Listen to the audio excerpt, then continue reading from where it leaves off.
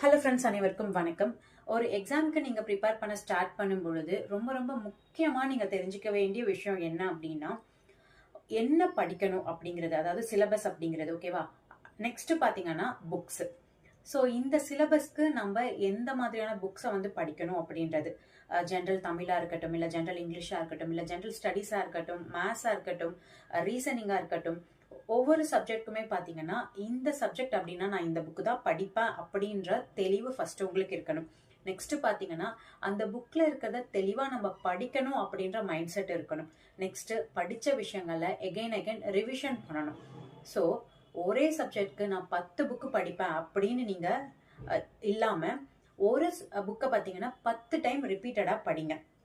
அப்படி படிக்கும் பொழுதுதான் அந்த விஷயம் வந்து உங்களுக்கு நல்லா வந்து அப்சர்வ் பண்ணி உங்களால வந்து ரிவைஸ் பண்ண முடியும். ஸோ ஒரே புக்கை நீங்கள் 10 டைம் படிக்கும் பொழுது எகெயின் நீங்கள் படிக்கும் பொழுது எக்ஸாமில் கொஷின்ஸ் எப்படி கேட்டாலும் உங்களால் வந்து அதை அப்ரோச் பண்ண முடியும். ஸோ நல்லா ஞாபகம் வச்சுக்கோங்க, ஒரு சப்ஜெக்ட் எடுத்துக்கிட்டீங்க அப்படின்னா இந்த புக் தான் அப்படின்னு உங்கள் மைண்டில் ஃபாஸ்ட்டாக வந்து ஆன்சர் வரணும்.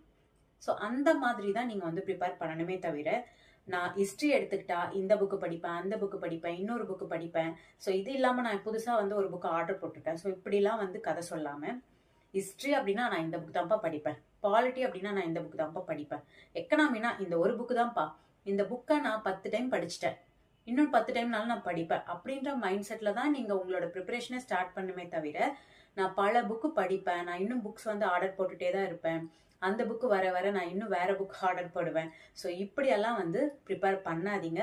அது முழுக்க முழுக்க உங்கள் டைமும் வேஸ்ட்டு, உங்களால் அத்தனை புக்கு படிக்கவும் முடியாது. ஸோ ஒரு சப்ஜெக்ட் அப்படின்னா ஒரு புக்கை வந்து கிளியராக படிங்க. நம்ம யூடியூப் சேனலில் பார்த்தீங்கன்னா ஒவ்வொரு சப்ஜெக்ட்க்கும் என்ன புக்கு படிக்கணும் அப்படின்ற புக் லிஸ்ட் வீடியோவும் கொடுத்துருக்கேன். ஒவ்வொரு சப்ஜெக்ட்க்கும் எந்த புக்கு பெஸ்ட்டாக இருக்கும் அப்படின்ற மாதிரி புக் ரிவ்யூ மாதிரியும் நான் உங்களுக்கு வந்து கொடுத்துருக்கேன். ஸோ அதை பார்த்து ப்ரிப்பேர் பண்ணுங்கள். ஜென்ரல் தமிழாக இருக்கட்டும், இங்கிலீஷாக இருக்கட்டும், ஸோ அதுக்குமே வந்து என்ன புக்கு அப்படிங்கிறத வந்து கிளியராக ஒரு புக்கை வந்து ப்ரிப்பேர் பண்ணுங்கள். சமச்சீர் புக் ரொம்ப ரொம்ப இம்பார்ட்டன்ட். ஸோ அதை தாண்டி தான் ஸ்டாண்டர்ட் புக்ஸ் வந்து நீங்கள் வந்து ப்ரிப்பேர் பண்ணணும். தேங்க்யூ.